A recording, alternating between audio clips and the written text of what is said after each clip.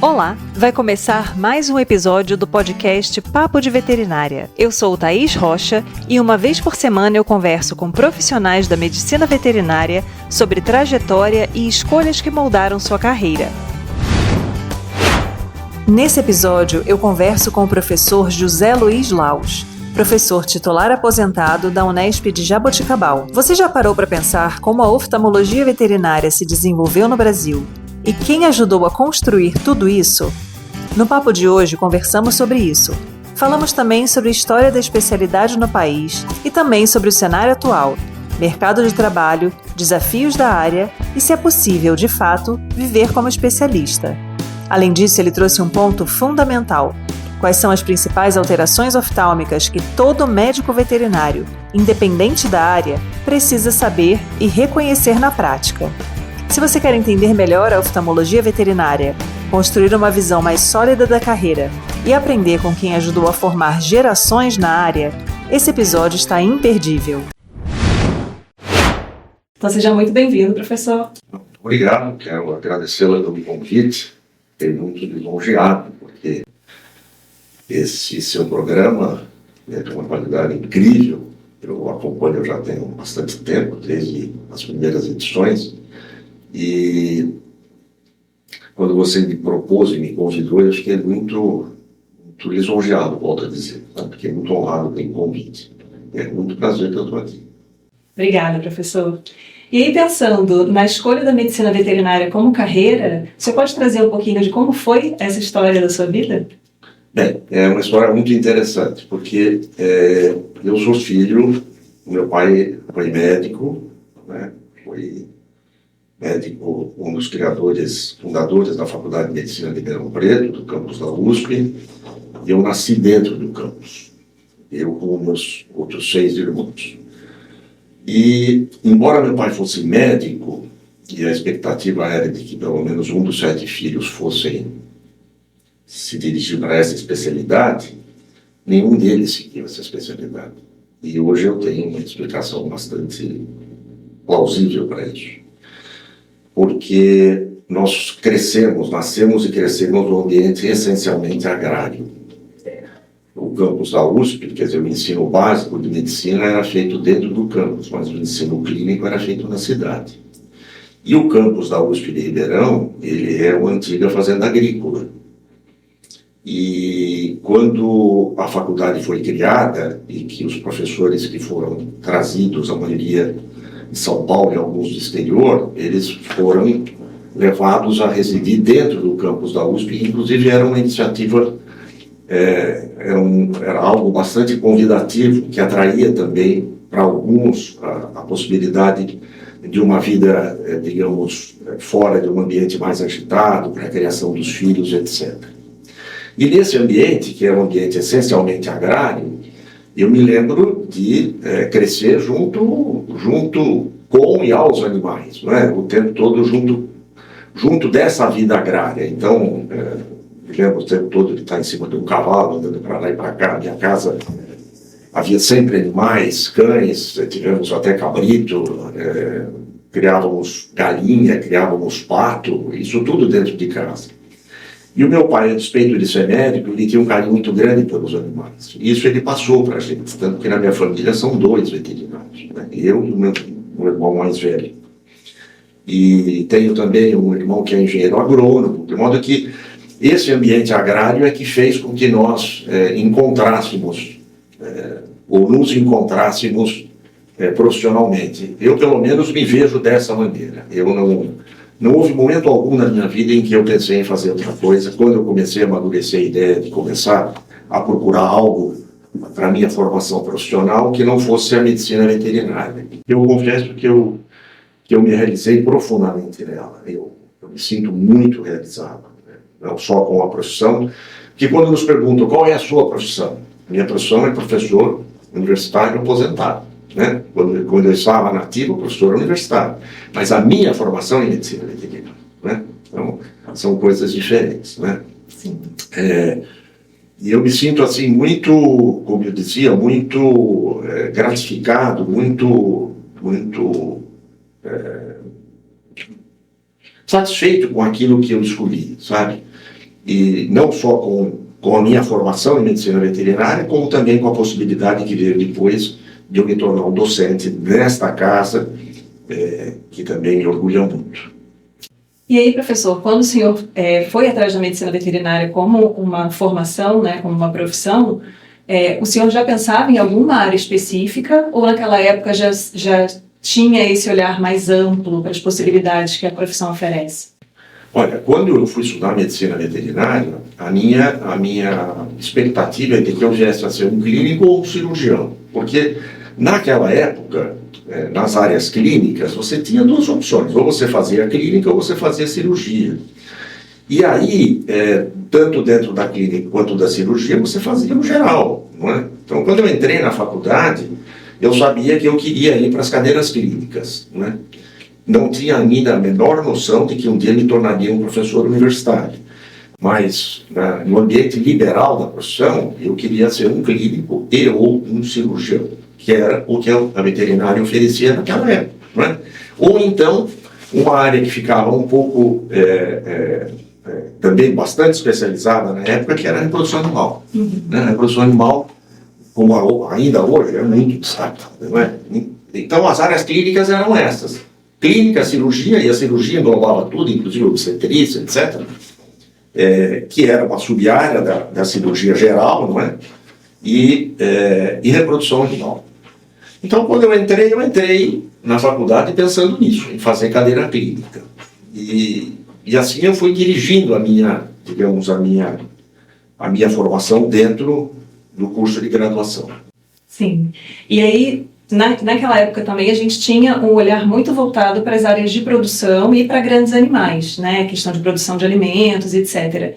Hoje em dia, a gente já vê as faculdades de medicina veterinária com um perfil bem mais voltado para animais de companhia, né? Que inclusive se tornaram parte das famílias. Então, como é que o senhor percebe essa mudança histórica dentro do olhar da própria medicina veterinária para a atuação dos médicos veterinários?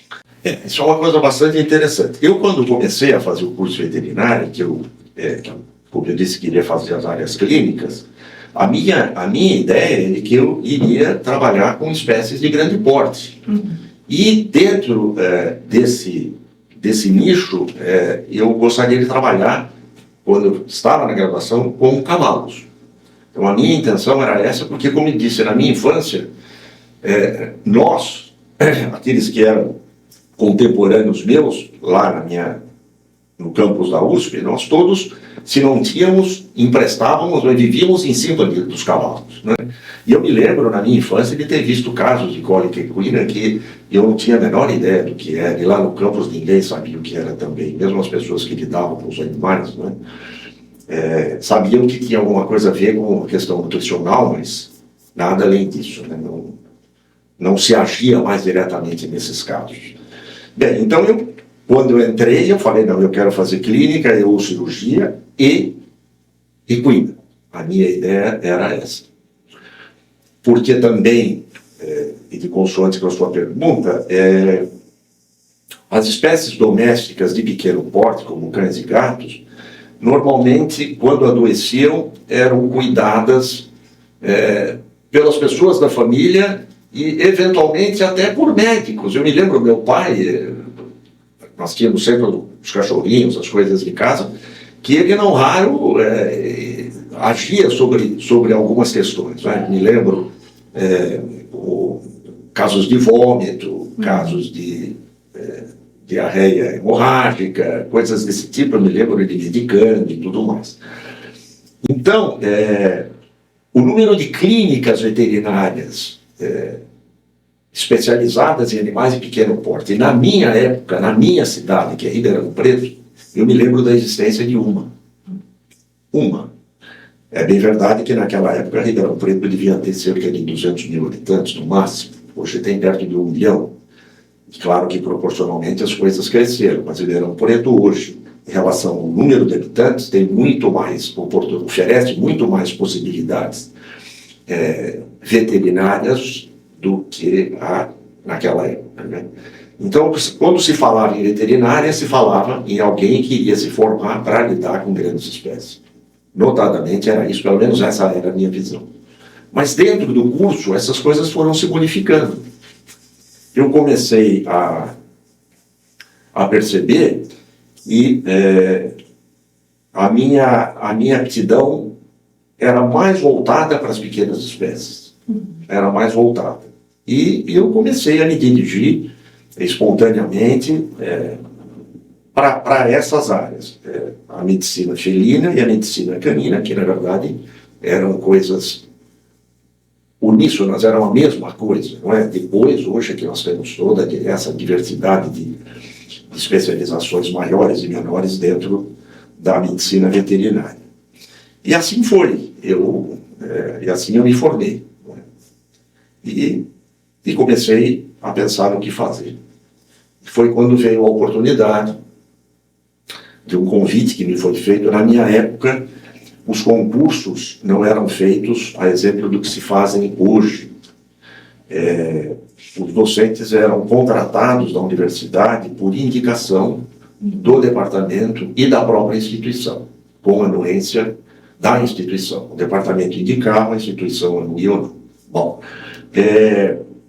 e eu me lembro que o chefe do departamento, agora, na época, o professor Luiz Eustáquio Lopes Pinheiro, e o diretor do hospital veterinário, o professor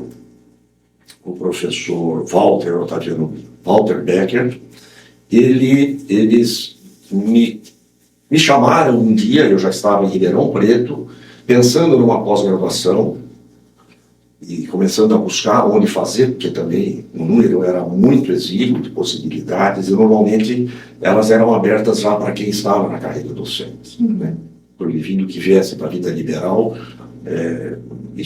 essa chance era muito pequena. E eles me chamaram, eu não sabia porquê, vim à faculdade, e me reuni com eles na sala do professor Walter Becker, no hospital, na direção do hospital, e eles me falaram da vaga, da vacância de um docente que tinha se demitido, saído da faculdade, o professor Catelã, inclusive, que tinha sido concursado no Banco do Brasil, e a proposta era bastante convidativa, e ele então resolveu sair da carreira docente. Mais tarde ele voltou para a faculdade. E eu então assumi a vaga dele na disciplina de técnica. Assumi não, eu me submeti a um concurso interno com mais um candidato e tive a sorte, enfim, de me sair vencedor nesse concurso interno. E aí então fui indicado pelo departamento e pela congregação da faculdade. Mas a disciplina era de técnica cirúrgica. E a técnica cirúrgica, na época, era de grandes e pequenos animais. Portanto, eu estava exatamente dentro da onde eu queria. Né? Exatamente dentro da onde eu queria. E aí comecei a desenvolver minha vida acadêmica. Mas a oftalmologia, naquele momento, não era algo que passava pela minha cabeça. Sim, e essa perspectiva histórica é muito interessante, né? Porque eu ainda sou de uma geração que pegou essa mudança, né? Dos professores que atuaram, até na minha época de graduação também, tinham esse perfil, as pessoas eram convidadas a serem docentes, e aí o mestrado, a pós-graduação, normalmente vinha depois de já estarem dentro da universidade nessa posição, né? E aí a questão das especialidades, ela é ainda posterior a isso, né, professor? Então, como é que foi o surgimento da oftalmologia na vida do senhor? Então, quando eu me tornei docente da disciplina de técnica cirúrgica, nós tínhamos um estágio probatório.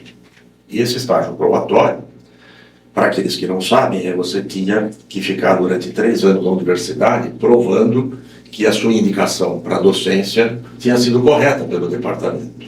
Então, naquele estágio, durante aquele estágio probatório, a sua situação na universidade era muito, muito tênue, assim, quer dizer, ou você mostrava a que tinha vindo, ou então você perdia essa oportunidade. E nesse período probatório, você tinha que desenvolver um trabalho científico, e esse trabalho científico deveria depois ser mostrado ao final do período probatório.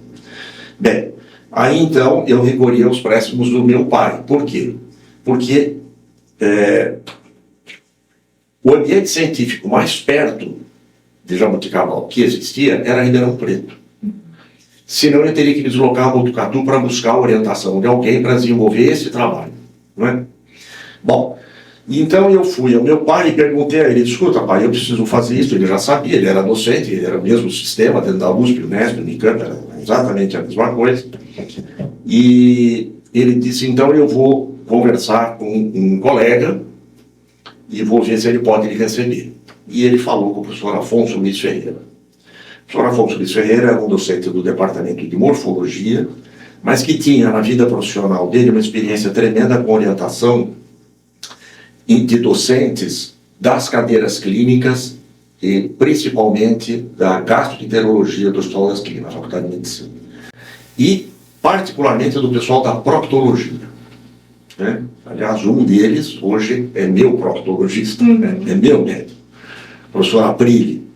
Bem, e eu me lembro que o primeiro trabalho científico que eu li foi exatamente do professor Aprile, quer dizer, Como a Vida dá Voltas, né? Sim.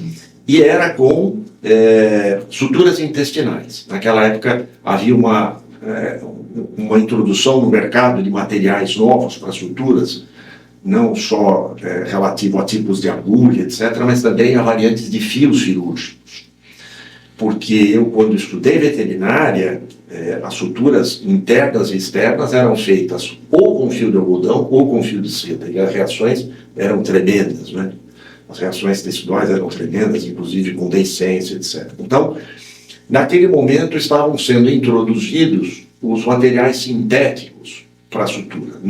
Normalmente o que se utilizava era o mononylon ou o nylon multifilamentado ou multifilamentar. E os estudos eram feitos na comparação desses fios e também com técnicas de sutura em anastomose do intestino delgado e do intestino grosso. E o professor Afonso falou, olha, eu posso na sua área, porque a minha área é a morfologia, mas eu trabalho com esse pessoal, eu posso lhe orientar nessas questões. E qualquer dúvida que a gente tenha, a gente pode buscar com eles também. Então eu desenvolvi um trabalho com a anastomose intestinal, comparando técnicas e comparando suturas. A exemplo do que esses profissionais do HC vinham fazendo também. Era exatamente a mesma coisa. Eles faziam alguma coisa lá e eu fazia alguma coisa aqui. Não que nós estivéssemos cotejando resultados, mas o doutor Afonso, como era o orientador de todos, na verdade ele trazia os resultados e depois verificava. Bom, e aí eu tive que sair para a pós-graduação, porque terminou o estágio probatório, eu fui mantido na universidade e aí eu teria que fazer a pós-graduação. No passado era assim. Quer dizer, você entrava na carreira docente e depois você ia se pós-graduar. Hoje não. Hoje, para você entrar na carreira docente, você tem que ser o mínimo doutor. Sim. Não é? E algumas áreas já exigem o pós-doutorado. Não é? Bom, e aí o que eu fiz? Eu fui procurar um programa de pós-graduação que pudesse me oferecer isso. E para minha sorte, porque eu digo sorte? Porque parte da minha família era de São Paulo, e ainda a USP em São Paulo, a Faculdade de Medicina Veterinária e Zootecnia, estava abrindo uma área de concentração em cirurgia dentro de um programa de pós-graduação maior. E eles iam receber duas pessoas, um vinculado à área docente e um vinculado à iniciativa privada. Porque a intenção do coordenador desta área de concentração, o professor José de Alvarenga, a quem eu devo muito, pelo tanto que me ofereceu e pelos exemplos que me passou e que me deu, eu então fui conversar, fui me informar, e o professor José de Alvarenga então disse, olha, então nós vamos selecioná-lo. Essa foi a seleção. A seleção foi uma conversa que eu tive com ele. E eu me lembro que foram dois selecionados, eu e um colega que eu mantenho contato até hoje, não muito próximo, mas ainda mantenho, o Mauro Lanzmann. Fomos os dois pós-graduandos da cirurgia. E embora o meu trabalho fosse ainda dentro desta área, e aí comparando também efeito de antibióticos, anastomoses intestinais com proteção antibiótica e sem proteção antibiótica, com diferentes fios, como eu disse, com diferentes técnicas de sutura, eu me aproximei muito de um docente do departamento, o professor Paulo Sérgio de Moraes Barros, que se iniciava naquela época na oftalmologia. Ele se iniciava com orientação e com a participação do grupo da Escola Paulista de Medicina, que era e ainda é até hoje um grupo fortíssimo em oftalmologia. E eu dentro da pós-graduação, quer dizer, a minha vida era uma vida em que eu tinha acesso às coisas. Eu fazia os meus créditos, mas ficava dentro do hospital. E sempre que eu podia, eu ia acompanhar o professor Paulo Sérgio nas atividades dele.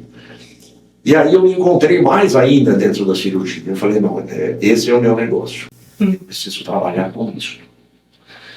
Mas Jaboticabal, nós tínhamos absolutamente nada em termos de parque de equipamentos em relação a essa especialidade. E mais do que isso, ela não havia praticamente no Brasil. Nós tínhamos alguns nichos que trabalhavam com isso, eu vou citar nomes porque são nomes históricos dentro da oftalmologia veterinária, e que me perdoem aqueles que se eventualmente eu já esqueci algum. Mas o pioneiro, o professor Bernes, da UFMG, ele foi quem trouxe a oftalmologia veterinária para o Brasil, estudando no exterior. E depois dele sobrevieram o professor Felipe Vulkin, da Universidade Federal do Paraná, o professor Ney Pipe, da Universidade Federal de Santa Maria, o professor Kavinsky, da Universidade Federal do Paraná, também, e o professor Barros, o professor Paulo Sérgio Moraes Barros. Esses foram, essa foi a geração que realmente iniciou a oftalmologia veterinária no Brasil e que incentivou a vida de outras pessoas, porque todos eles eram e são muito notórios. Muito notórios. Todos eles de uma competência incrível e de um interesse na formação de recursos humanos tremenda, tremenda. E eu, então, me segurei no professor Paulo Sérgio, pela sua competência, pela proximidade, como outros tantos se fixaram na figura de outros professores. Esses docentes, à exceção do professor Bernes e do professor Kavinsky, que já faleceram, infelizmente, esses todos ainda estão no nosso meio, alguns em atividade, com quem eu mantenho contato frequente, particularmente com o professor Felipe Vulkin, em que semanalmente nós trocamos mensagens pelo WhatsApp, sempre que ele encontra algo interessante dentro ou fora da área, ele compartilha comigo e vice-versa, não é? E então foi nesse momento que eu, digamos, me vi dentro de um nível de especialização maior. Mas aí eu terminei o meu mestrado, precisava fazer meu doutorado. E o professor Paulo Sérgio ainda não orientava na pós-graduação, na oftalmologia, no âmbito do doutorado. No mestrado ele já estava iniciando. E eu tive que fazer, então, eu fiz o mestrado, como eu já queria me envolver com oftalmologia, eu digo, bom, eu vou ter que fazer meu doutorado. Não tem, ou eu faço fora, ou eu faço em alguma coisa no Brasil que me permita treinamento em oftalmologia. Eu não queria fazer numa escola médica, por questões relacionadas à realidade entre as espécies. Eu falei, eu não quero me especializar ou fazer um treinamento específico em oftalmologia médica, porque o interesse deles não vai ser o meu interesse. E vice-versa. Não é? Então, eu me submeti a uma prova de seleção e fui selecionado para um programa de pós-graduação dentro da Faculdade Veterinária de São Paulo, ainda, da USP, de patologia experimental e comparada. Eu disse, aqui eu vou tentar, dentro desse curso, desse programa de pós-graduação, trabalhar com patologia em oftalmologia. Mas nesse interregno, eu conheci um docente da Faculdade de Medicina de Ribeirão Preto, Ricardo Ribeiro dos Santos, da imunologia. Eu já o conheci, mas não pessoalmente, e que ele soube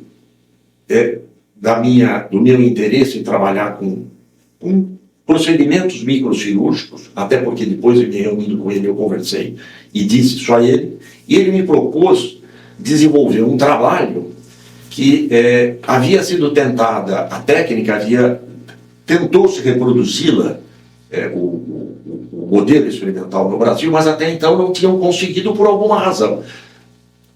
Não tinham conseguido do grupo dele, porque era esse grupo que estava trabalhando com isso, que era um transplante de coração em camundongo. Imagina, não é? Eu digo entre aspas, porque é tecnicamente hoje impossível.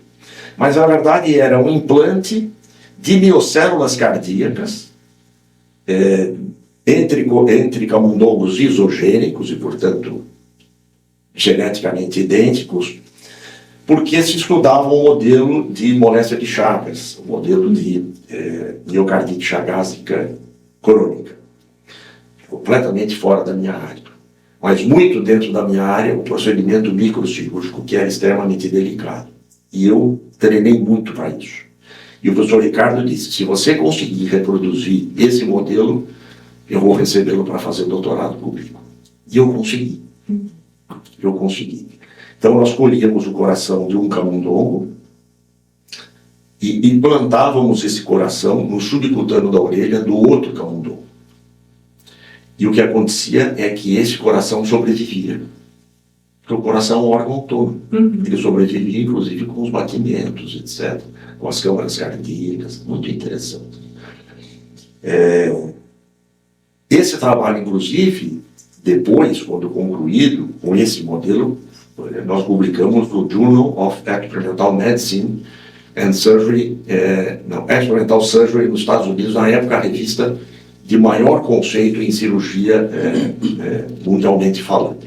Em função, claro, não só do modelo experimental, mas também do que o modelo proporcionou em termos de estudo da miocardite chagásica crônica experimental. Bom, aí eu voltei para a faculdade e digo, agora eu vou ter que começar realmente a trabalhar naquilo que eu quero. E comecei a tentar estruturar um serviço de oftalmologia, mas para isso eu precisava de treinamento. E eu digo, bom, então agora chegou a hora de eu ir embora do Brasil. Eu vou buscar isso fora do Brasil. E fora do Brasil nós temos centros bastante desenvolvidos, um dos mais desenvolvidos do mundo até hoje é da Universidade de Londres, do Queen Mother Hospital for Animals, do Veterinary College da Universidade de Londres.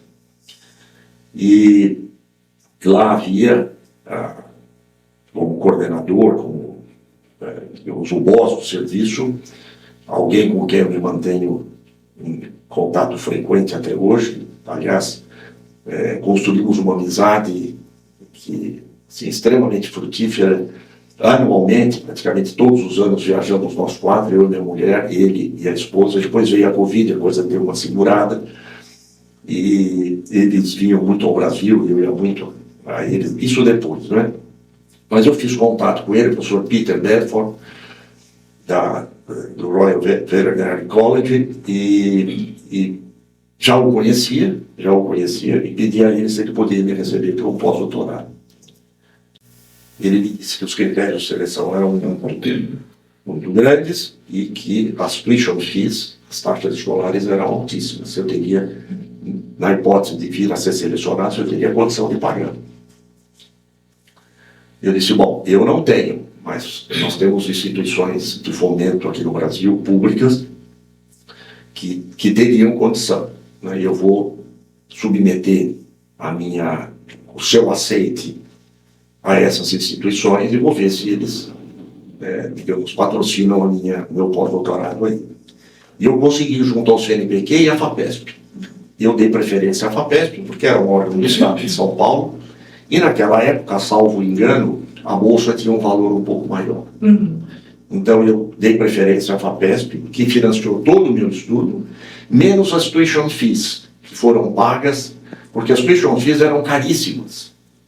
Na Universidade de Londres, elas são caríssimas. Primeiro porque são naturalmente caras, e depois a moeda, a Libra, a moeda mais cara do mundo. Então tudo era muito caro. E eu fui ao reitor da Unesp e disse, olha, eu tenho tudo isso aqui, eu só preciso deste fomento. Ele disse, não, senhor, patrocinar. Graças a Deus. Ele abraçou a minha causa. Não era comum naquela época a universidade fazer isso, os órgãos de fomento faziam. Mas em função do valor, provavelmente, eu não tive a aprovação pelos órgãos de fomento. Eles me davam. O CNPq eu acho até que dava. Mas como eu já tinha feito a opção pela FAPESP, talvez, por inobservância também na época, eu me vi naquela situação, mas a Unesp me patrocinou. Então eu fui com 2 patrocínios, o da FAPESP, a quem eu devo, a partir daí, toda a minha formação, e da reitoria da Universidade Estadual Paulista da Unesp. Fui para lá, e lá eu fiz meu pós-doutorado, e lá realmente eu pude dizer que eu aprendi. Aprendi demais. Me dediquei integralmente àquilo, de corpo e alma, tanto que a minha relação com o meu orientador passou a ser uma relação assim, de amizade mesmo, embora a diferença de idade seja grande, de aproximadamente 20 anos. Né? Hoje ele tem 81 anos, mais ou menos, e está na ativa, não mais na universidade, mas ainda clínica. Bem, e aí quando eu voltei do pós-doutorado, e aí já com alguma bagagem e com produção científica, porque durante o período em que estive lá produzimos bastante também, eu comecei a recorrer à FAPESP e ao CNPq para poder estruturar um parque de equipamentos mínimo que pudesse me proporcionar o exercício da atividade. E aos poucos eu fui conseguindo, e com isso os pós-graduandos começaram a chegar, não é? E aí, através dos projetos, né, dentro das variadas áreas da oftalmologia, nós fomos levantando recursos, e montamos um serviço de oftalmologia que, na época, estava entre os dois melhores da América Latina. Né? Tanto é que formamos, durante aquele período, entre mestrandos e doutorandos, mais de 60 pós-graduandos. E pós-doutorandos também. Não é? E assim as coisas foram se encaminhando. Professor, a gente percebe que dentro da oftalmologia veterinária, a gente tem uma inter-relação muito próxima com a tecnologia, com a necessidade de equipamentos muito específicos, que têm um alto custo, com cirurgias muito delicadas, então uma abordagem que tem que ser realmente ultra especializada para conseguir desenvolver atividade nessa área. Então, como é que o senhor percebe esse desenvolvimento da oftalmologia e esses pré-requisitos para a atuação mais estruturada dentro da área? Bom, a oftalmologia talvez não, com certeza, ela está entre as 3, 4 especialidades médicas e médico-veterinárias que mais exigem recursos. Porque eu comparo, sem qualquer tipo de avaliação de valores, né? Absolutamente não isso, até porque um dos melhores amigos que eu tive na minha vida acadêmica, infelizmente hoje é falecido, o professor Carlos Eduardo Larson, era um dermatologista. Aliás, um dos notórios que o Brasil já fez, talvez o mais. Então eu comparo um recém-pós-graduado ou alguém que saiu da residência em dermato e em oftalmo para iniciar um serviço. O dermatologista, com um bom olho clínico, um bom dermatoscópio e um bom patologista ao lado, ele faz boa parte do que precisa ser feito em termos de diagnóstico e de terapêutica. Claro que tem a sua competência, que tem que ser a maior de todas em relação a isso.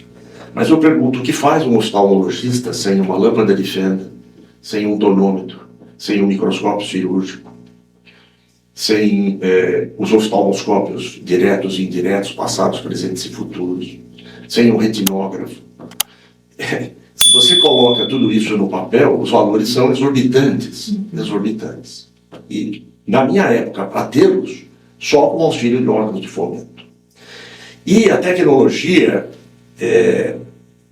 ela veio acompanhando as necessidades técnicas da formação de recursos humanos naquela especialidade.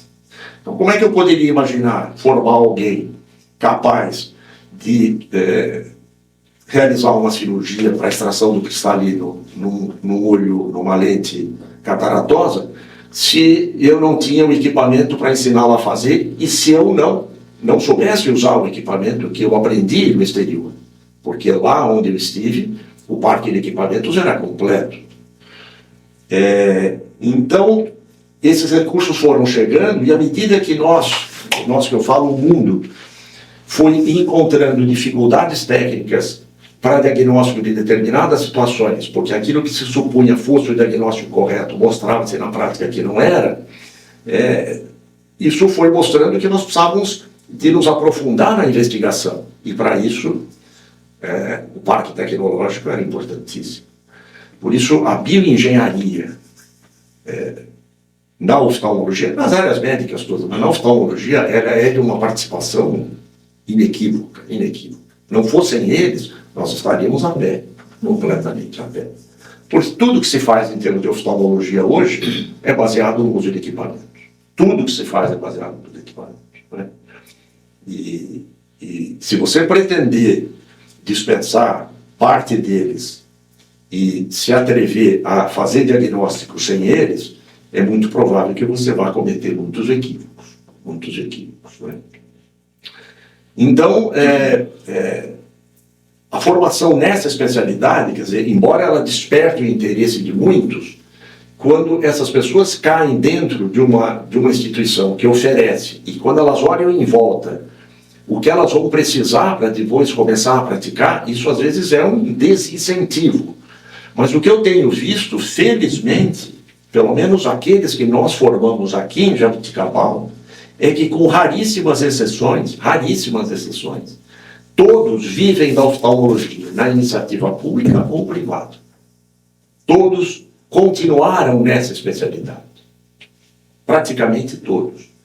O que faz a gente ver que, primeiro, ela é autossustentável e que, claro, você levanta recursos à medida em que você mostra competência. E na medida em que você mostra competência e levanta recursos, você vai se equipando também, né? Você vai se equipando. E a indústria também está muito aberta a conversar com esses profissionais, desde que ela veja no profissional capacidade. Porque eu me lembro aqui na faculdade que alguns dos equipamentos que nós tínhamos foram equipamentos doados por empresas, que às vezes desenvolviam, às vezes não desenvolviam alguns equipamentos ou variantes técnicas de equipamentos que no exterior eram caríssimos para você trazer para o Brasil, e que elas nos ofereciam para teste, que eram equipamentos muito bons. São Carlos, nós tivemos uma parceria com São Carlos muito boa, né? Que, havia lá um grupo, acho que até hoje, muito envolvido com isso. Né? Então, embora a oftalmologia obrigue a que se tenha um conhecimento técnico aprofundadíssimo, ela também não pode dispensar o uso de um parque tecnológico atual, né? Não pode ser sucateado absolutamente, porque as coisas novas vão aparecendo a cada momento, e mesmo com aqueles equipamentos que você usava no passado e que fazia determinados diagnósticos, hoje com equipamentos mais modernos, você vê que aquele diagnóstico que você fazia ficava um pouco aquém do que deveria ter sido. Não é? E assim vai ser o tempo todo, né? Porque o ser humano não há limites, né? Sim. Não há limites. Com certeza.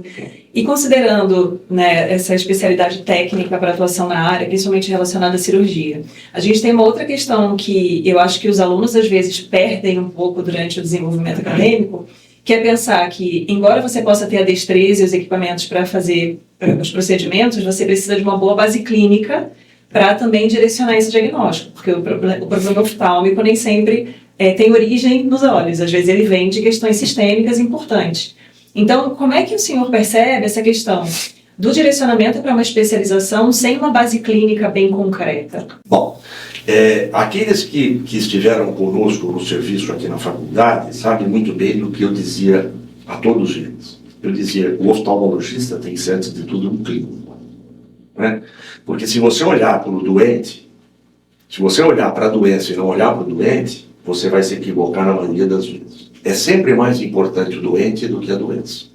Porque quando você dá importância para o doente, você vai descobrir a base da doença. A doença de base. Existem capítulos e capítulos de livros sobre manifestações oculares de doenças sistêmicas. E aí eu posso enumerar, eu posso passar aqui horas com você falando das muitas doenças sistêmicas que produzem repercussão oftálmica, e portanto a causa de base não é o olho, está distante dele, e que se o oftalmologista não for um clínico e não estiver aberto para saber que essas coisas existem, ele vai tratar a doença, mas não vai tratar o doente. E o que vai acontecer é que ele vai, às vezes, ganhar um pouco na doença que ele está vendo, mas ele vai perder o doente que ele tem. Isso é absolutamente puro. Não Não há como contestar. Então, vamos imaginar algumas coisas. As doenças endócrinas e metabólicas, quase todas elas são potencialmente capazes de produzir manifestação oftálmica. E você precisa conhecê-las. Você precisa conhecer a manifestação oftálmica e saber correlacioná-la com a doença sistêmica. As doenças neoplásicas são potencialmente capazes de produzir manifestação oftálmica. E vou dar um exemplo. Os linfomas, de maneira geral, não são primários no olho. Quando você faz um diagnóstico de linfoma oftálmico, você tem que ter a certeza de que existe um linfoma primário em alguma parte do corpo. Existem outras neoformações que não são assim. Por exemplo, o melanoma. Você tem um melanoma de íris, por exemplo, de corpo ciliar, ele pode ser primário. Ok? Mas se você encontra um melanoma, é bom que você investigue o paciente. Vamos falar de doenças endócrinas e metabólicas, como eu falei. Por exemplo, as hiperlipidemias, elas produzem doenças corneais importantes. O diabetes produz retinopatias importantes e catarata. No homem, a retinopatia e a catarata, extremamente importantes. Nos animais, notadamente nos cães, o diabetes é muito mais, ele repercute muito mais na lente, produzindo catarata, do que retinopatia. Mas apesar disso, ele é potencialmente capaz. Se você pensar em doenças renais, as doenças renais podem produzir manifestação oftálmica. As doenças hepáticas podem produzir manifestação oftálmica. Então, toda a gama de enfermidades a que o paciente está sujeito, boa parte desta gama de enfermidades é potencialmente capaz de produzir manifestação oftálmica.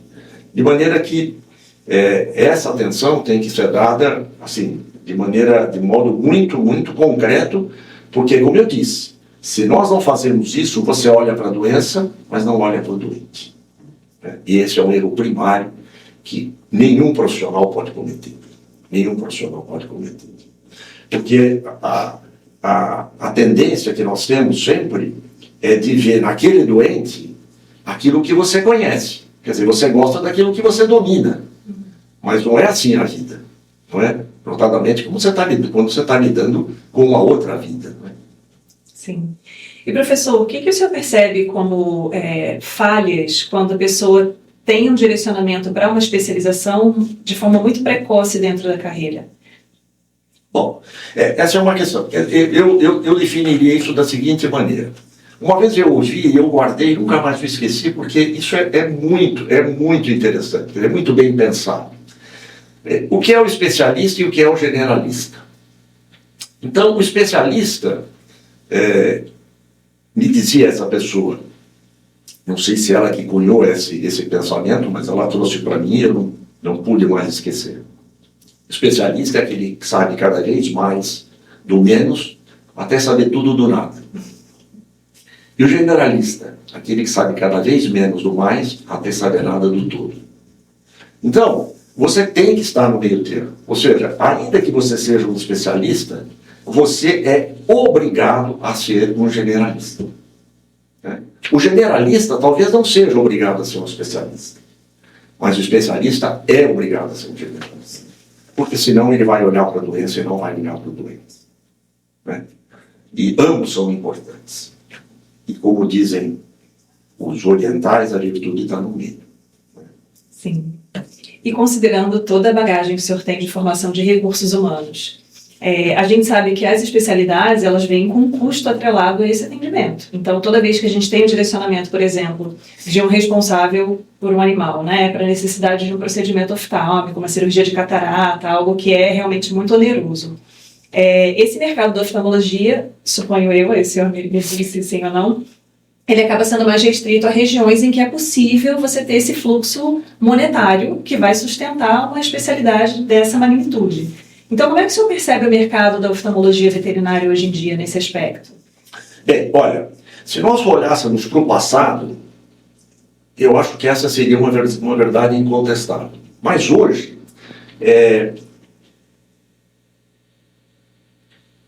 as especialidades, o desenvolvimento e a aplicação das técnicas, dos parques de equipamento que você tem, eles estão muito centrados nos maiores centros. Né? Isso vale para a oftalmologia, mas vale para outras tantas especialidades. Né? A não ser o veterinário de família, né? Não tem o médico de família, tem o veterinário de família. Né? Aquele que vai lá na casa, que examina, que faz a consulta no local, etc. E tal. Isso é extremamente importante. Mas ele vai chegar num momento em que ele vai ver que ele vai precisar derivar esse caso para alguém, ele vai ter que referir esse caso para alguém. Mas isso não é só na oftalmologia, não é? Imagine qualquer outra especialidade, na cardiologia, por exemplo, é uma coisa, né? Eu me lembro quando eu estudei se fazer diagnóstico de enfermidade, de cardiopatias com um estetoscópio. Hoje, claro, muitas delas ainda são feitas assim, mas quantas outras demandam necessidade de equipamentos sofisticados, que só os grandes centros têm, né? Isso vale para todas as especialidades. Mas vale muito para aquelas que realmente demandam de um parque tecnológico disponível e qualificado, né? E a oftalmologia é uma delas. Então, se pensar em praticar oftalmologia ou em ver a oftalmologia sendo praticada em locais com recursos sociais pequenos, isso nós não vamos ver no país. Nós não vamos ver no país tão cedo, né? Sim. E isso é próprio de todos os países que ainda estão em desenvolvimento, né? Mas mesmo fora do Brasil, em países desenvolvidos, há rincões em que você não tem lá um especialista capaz de fazer o diagnóstico e capaz de tratar o paciente. A diferença é que nesses rincões, embora eles não tenham esses recursos para esse tipo de aplicação, os tutores, os proprietários têm o recurso para, uma vez sendo o caso referido, levarem o caso até aquele profissional ou aquele centro que pode enfim, dar andamento ao caso. Então, eu não vejo assim tão cedo que nós venhamos a ter qualquer das especialidades que existem hoje na medicina veterinária, qualquer delas desenvolvida em centros que não são muito desenvolvidos. Isso é... Sim. E aí, professor, considerando que os casos, mesmo aqueles que exigem uma maior especialidade para o atendimento, eles precisam muitas vezes ser referidos por outros profissionais. Quais são as doenças oftálmicas que o senhor considera que todo médico veterinário deveria conhecer?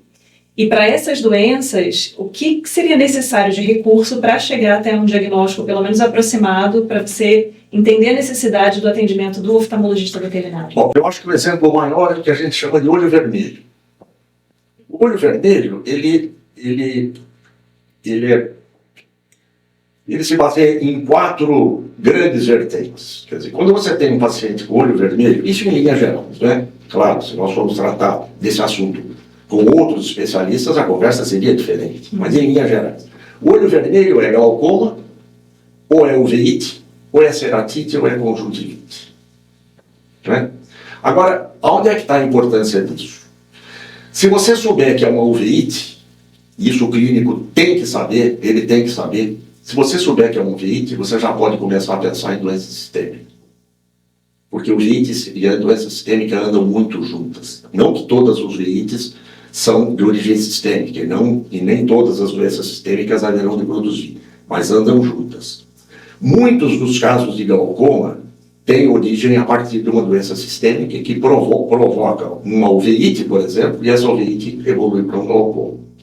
Muitas das ceratites que produzem olho vermelho vêm de doença sistêmica e às vezes são puramente oftálmicas. Mas se você é um clínico, você tem que reconhecer essas enfermidades. Por exemplo, uma distrofia corneal, você tem que saber o que é. Não é difícil fazer diagnóstico, você não precisa de um equipamento sofisticado para isso. Você consegue, a olho desarmado, com um bom foco de luz no ambiente escuro, você consegue fazer isso.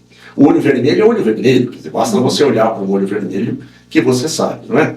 E aí, bom, olho vermelho, se é uveíte, se é glaucoma, se é ceratite ou se é conjuntivite, bom, aí você tem alguns recursos que você pode se valer para fazer essa diferenciação. Por exemplo, se você tem uma uveíte ou uma ceratite ou um glaucoma e está em dúvida, e se você instilar um colírio vasoconstritor e esse olho vermelho deixar de ficar vermelho, provavelmente você está diante de uma ceratite ou de uma conjuntivite ou de ambas. Agora, se você usar esse vasoconstritor e o olho continuar vermelho, notadamente os vasos epiclerais, no caso do glaucoma, bem engurgitados, você está diante, provavelmente, de uma uveíte ou de um glaucoma. E você vai diferenciar isso avaliando a pressão do olho. Se a pressão estiver diminuída um pouco, provavelmente é uma uveíte. Se ela estiver aumentada um pouco, provavelmente é um glaucoma. Eu digo provavelmente, porque às vezes não é. Às vezes é uma situação de momento, não é? Mas o clínico tem que reconhecer o olho vermelho. E ele tem que saber, o clínico tem que saber que nem tudo é conjuntivite. Porque eu me lembro, hoje eu não sei, mas eu me lembro quando nós estávamos lá em atividade no hospital, muitos dos casos que chegavam de olho vermelho, que eram tratados, medicados por colegas que não eram da especialidade e que não redundavam em bons resultados, eles vinham com o diagnóstico de uma conjuntivite. E você olhava e via que passava longe de uma conjuntivite, não é? Por quê? Porque essa é um erro que a gente comete de uma formação que vem de dentro de casa. Não é? Eu me lembro, quer dizer, você vê alguém com o olho verde, ele está com uma conjuntivite. Você vê um amigo na escola, eu me lembro disso, para nós tudo era conjuntivite, não é? Com certeza. E na verdade não é. Então o olho vermelho, para mim, é o exemplo o mais bem acabado em que o clínico tem que se basear e saber diferenciar, porque isso ele começa bem em relação a isso. E a partir daí, ele fechou o diagnóstico. É um glaucoma? Pelo menos parece ser, a pressão está aumentada, o olho está vermelho. Eu usei um vasoconstrictor localmente, né, uma gotinha, e ele não reduziu. Bom, agora eu vou referir, porque glaucoma é uma urgência, né? É uma emergência, perdão. Uveíte também é. Ceratite, se for ulcerativa, também é. De maneira que, se ele tem esse primeiro diagnóstico, ele já refere para alguém, não é? Eu me lembro, isso eu vi lá na Universidade de Londres. Você chegava de manhã, tinha uma louça, não é? E todos os casos que iam ser atendidos naquele dia, não é? Enumerados pelas technicians. E muitos dos casos que iam para o serviço de oftalmologia, o que vinha referido do veterinário generalista era red eye, olho vermelho. Ele pelo menos viu que tinha um olho vermelho. Ele pelo menos viu isso. Então, ele já referia. Porque nos países mais envolvidos, essas questões são muito levadas a sério. Quer dizer, ninguém vai botando a mão em cumbuca que ele não conhece, não é? Quer dizer, não pode. É um olho vermelho, olha, eu até posso fazer aquilo que eu acabei de dizer para você, mas daí para frente eu não devo me atrever, porque pode ser que eu me equivoque e que eu vá perder esse paciente às vezes, porque se tem uma base sistêmica. Não é? E professor, o que ninguém conta para a gente sobre ser especialista em uma área? O que ninguém conta para a gente ser especialista numa área, essa é uma pergunta incrível. Eu me pergunto... Eu não sei o que é ser especialista numa área. Eu sei que você saber o máximo que você pode, que você consegue, que está às suas mãos acerca daquele caso ou daquele paciente. Mas é aquilo que eu disse, quer dizer, o especialista é o que sabe cada vez mais do menos até saber tudo do nada. Vai chegar num momento em que as subespecializações vão ter que desaparecer, porque não dá mais para ir. A cada momento hoje é comum um profissional, um tutor levar um PET a um clínico, o clínico refere para um endócrino, o endócrino examina e fala, não, mas esse caso tem também um problema no olho, vai para o oftalmologista, vai para cá, vai para lá. E claro, para o paciente isso é muito bom, sem dúvida nenhuma, porque em algum momento as coisas vão ser resolvidas. Mas os níveis de especialização hoje estão num grau de aprofundamento tal que eu não sei onde é que nós vamos parar, né? Portanto, a sua pergunta, a resposta é muito difícil. Sim. É muito difícil. Não sei dizer. É porque eu acho que tem um pouco desse aspecto, né? O que eu percebo hoje em dia dos alunos é que eles já entram preocupados em seguir uma especialização. Então, eu não vejo ninguém entrando na graduação. Eu tenho o hábito de fazer essa pergunta no primeiro dia de aula para todas as turmas que eu ministro clínica de ruminantes, que é a minha área. E aí eu falo, gente, o que vocês querem fazer da medicina veterinária? Qual é a área que vocês têm foco? E muitas vezes eles já vêm com uma especialidade em mente. Eu gosto de oncologia, eu gosto de cardiologia, eu gosto de oftalmologia. E aí, esse direcionamento já acontece de forma muito precoce, porque por pressões do mercado, inclusive, já existe essa aura de que o médico veterinário cai no mercado ganhando muito pouco. E se você não buscar uma especialização, né, um direcionamento para uma área, sua chance de ser bem-sucedido financeiramente vai se prorrogar durante muitos anos. E aí eles não têm tanto esse olhar para a importância de focar naquilo que é mais geral, naquela base mais sólida, mais ampla. E aí acontece muito isso, o graduando, né? Quando está próximo de pegar o seu diploma, já está pensando em fazer um curso para se especializar em um mercado que às vezes ele não tem nenhuma vivência. Então ele não sabe nem se a área, o lugar que ele deseja viver, se ele tiver essa questão geográfica muito sólida ali, né? Eu quero morar nessa região aqui. Se o mercado vai absorver essa especialidade, se é algo que realmente vai se desenvolver de forma plena. Então, eu acho que é muito bacana a gente pensar, né, que dentro do histórico que o senhor veio contando, faz muito mais sentido você começar sendo docente numa instituição e aí você buscar uma pós-graduação para estruturar melhor, inclusive uma linha de pesquisa que vai se perpetuar durante muitos e muitos anos até a sua aposentadoria e que você vai deixar um legado para uma instituição e que o investimento que foi feito tanto pelos órgãos de fomento quanto pela própria reitoria gerou, né, a formação de recursos humanos de uma forma tão importante para o país, né? O senhor tem orientados que atuam internacionalmente, inclusive. Então, eu acho que a gente perdeu um pouco dessa visão mais geral para a profissão e quais são os passos que fazem sentido dentro de uma carreira. A gente vem sendo levado por esse fluxo, né? Então, hoje em dia, como é que a gente faz? Por exemplo, a minha história. Eu fiz graduação, aí eu quis fazer residência. Aí eu fiz residência e falei, bom, para a área que eu quero, eu acho que a docência é o melhor caminho. Eu fiz mestrado, eu fiz doutorado e eu fui atuar na carreira docente, eu já tinha mais de 10 anos de formada. Então, poderia acontecer de eu chegar na carreira docente e falar, não é isso aqui, né? E às vezes isso faz com que a gente permaneça na profissão insatisfeito, né? E às vezes perpetuando essa fala de que a medicina veterinária é muito difícil, as pessoas são muito frustradas, as pessoas não conseguem chegar onde elas querem. Então, acho que a importância, inclusive, da gente trazer, né, personagens como o senhor no canal, é exatamente a gente mostrar que existem formas diferentes disso de se desenvolver e que é possível você passar a sua vida, né, toda dentro de uma profissão e buscando uma área e se sentir feliz e realizado com isso. Então, acho que tem, né, todas essas nuances que hoje em dia, principalmente as redes sociais, os alunos ficam tão focados em vídeos de 30 segundos que contam ou histórias de pessoas muito bem-sucedidas ou histórias de pessoas muito infelizes com a profissão, que fica muito difícil eles terem uma referência, né? Por isso que eu acho que a gente trazer figuras icônicas, né, para o canal, que já tem toda uma trajetória, que tem toda uma visão sobre áreas específicas, enriquece tanto, né, o rol de informação que a gente tem sobre a profissão. É verdade. Agora, uma coisa é importante, e o alunado, ele não tem obrigação ainda de saber isso, mas quem recebe o alunado, somente no âmbito da pós-graduação, eu me refiro a tudo o que acontece depois da graduação, especialização, residência, pós-graduação, lato, estrito sensu, etc. Aquele que é o nucleador, aquele que é o que vai receber esse aluno, cabe a ele mostrar isso. Porque o aluno não está preparado para isso. Cabe a ele mostrar.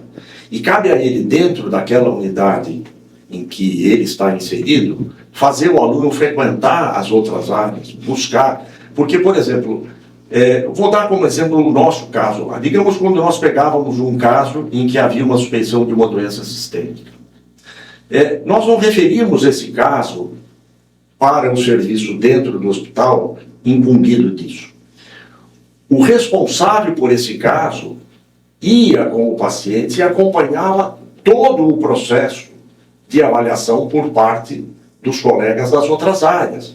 Então, isso ia dando a ele a formação clínica necessária para que ele viesse a ser um especialista. Porque quando você me pergunta o que é o especialista é também alguém que se especializou, mas que não perdeu a base daquilo que o tornou profissional. Não é verdade? Isso ele é clínico, a base clínica.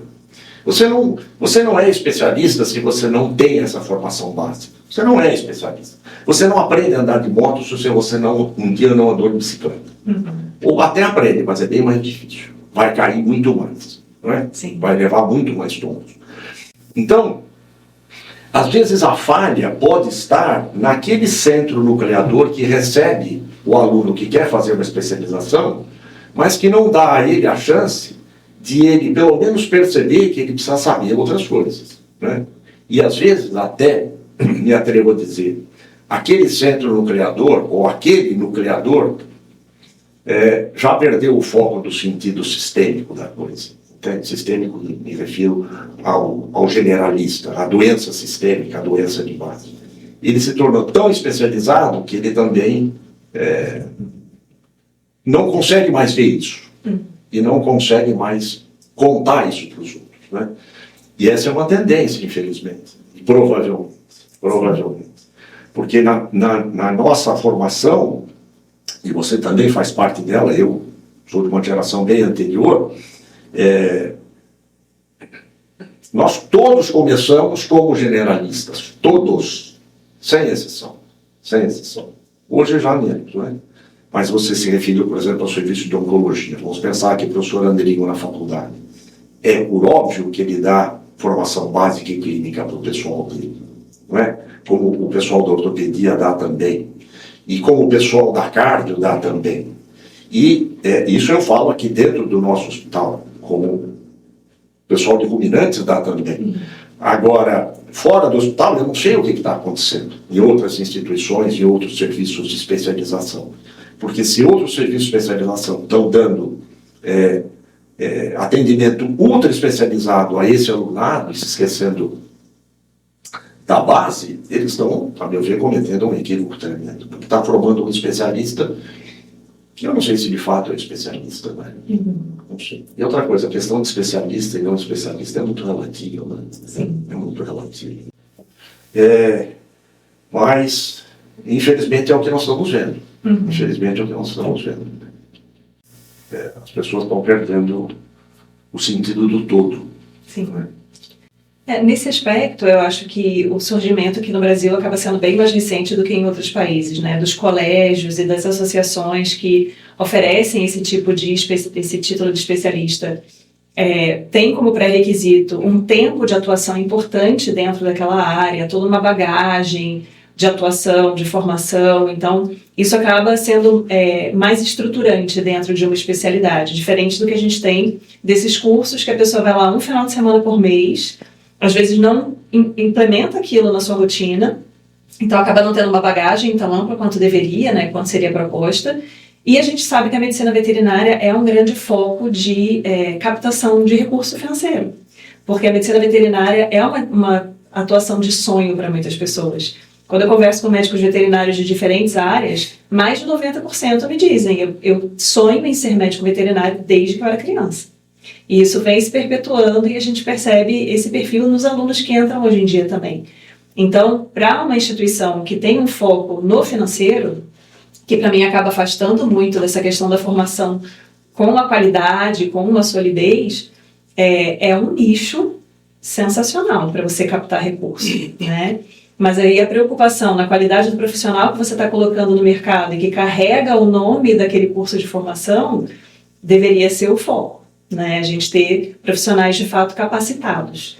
E aí, pensando em tudo que a gente já conversou até agora, que foi bastante coisa, eu acho que existe uma riqueza muito grande, né, nessa troca, e da gente poder ter essa perspectiva, inclusive histórica, sobre uma área de atuação e, inclusive, uma instituição como é que é a Unesp de Jaboticabal. Que mensagem o senhor gostaria de deixar para as próximas gerações de médicos veterinários? Bom, hoje o acesso à informação é muito grande, né? Você busca a informação que você quer, inclusive a que você quer ouvir, que não necessariamente é a informação incrível, né?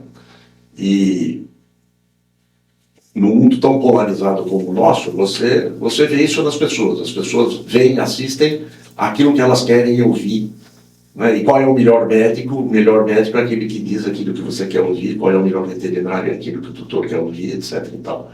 Então você fica muito vulnerável a receber por essas vias aquilo que você quer ouvir e você fica muito cativo a essas coisas. Mas o que eu digo é, busquem por informações críveis. Não acreditem em tudo que veem e que ouvem. Porque as redes sociais hoje, se elas se prestam a isso que nós estamos fazendo, e é algo muito sério que nós estamos fazendo, elas se prestam a coisas muito pouco sérias, porque há também pessoas que não são sérias, não é verdade? Então, quando você for buscar uma especialização, quando você for buscar um curso de graduação, procure se informar com todo cuidado qual é a origem disso tudo. Quem é que coordena? Qual é a formação dessa pessoa? Por onde ela já passou? Ou essa instituição? Quem é o seu corpo docente? De onde vêm essas pessoas? Não é? Essas pessoas são fixas, elas estão em tempo integral na instituição, elas estão em tempo parcial, elas, fora da instituição, onde é que elas estão? Onde é que elas trabalham? Busque saber, procure se informar, porque senão você pode vir a ser enganado, não é verdade? Eu me lembro, eu durante muitos anos fui da CAPES. Eu me lembro que nós fazíamos visitas, a CAPES nos mandava fazer visitas em instituições que queriam gerar um curso de pós-graduação, tanto públicas quanto privadas. E a nossa função era ir lá ver o parque de equipamentos, a infraestrutura e, principalmente, a qualificação do corpo docente, né? Se assim não fosse, você não poderia ter o seu curso de pós-graduação. Mas então, vejam que uma vez me disseram, eu não fui testemunha disso, portanto, eu não vou dizer se isso é verdade ou não, eu vou dizer que me disseram isso. Então, supostamente aconteceu. Mais de uma instituição recebia a visita da CAPES, da qual em muitas delas eu estava presente, e depois nós dávamos o parecer que essa instituição não estava apta ainda a gerar um curso de pós-graduação. Pouco tempo depois aparecia lá no site da instituição, programa de pós-graduação visitado pela CAPES. Bom, visitado foi. Sim. Mas não foi chancelado. Uhum. Aí o aluno fala, visitado pela CAPES. Ora, muito bom. Então esse é um programa em que eu posso ir. Então não mentia a pessoa que fazia aquela publicidade, mas enganava aquele que queria ir em busca de uma pós-graduação. Então, você quer fazer uma pós-graduação? O primeiro caminho que você tem que a primeira fonte que você tem que buscar é o seguinte: este curso é reconhecido pela Coordenadoria de Aperfeiçoamento de Pessoal do Nível Superior, vinculado ao Ministério da Educação? É. Bom, então, se é, isso já é um bom começo. Se não é, não que não seja um bom programa, pode vir a ser um bom programa, você já sabe que ele não é. Você não sabe nem se ele já foi visitado pela CAPES, não é verdade? Então, se o acesso à informação hoje é amplo, o risco de você cair do cavalo é grande também. Portanto, busque por boas referências. E se aquilo que está sendo informado ali ainda lhe produziu alguma dúvida, vá a seus professores.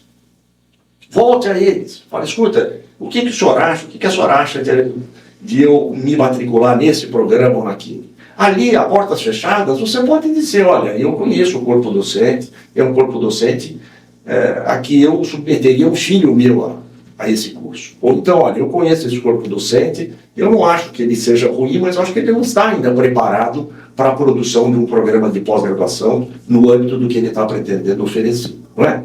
E às vezes, por não conhecer outros programas de pós-graduação mais qualificados, a pessoa acha que está, quer dizer, que está no centro do universo da produção de ciência e tecnologia dentro daquele programa. Né?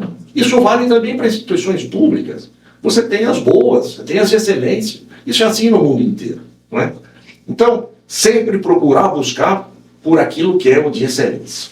Foi o que eu, pelo menos, tentei fazer na minha vida.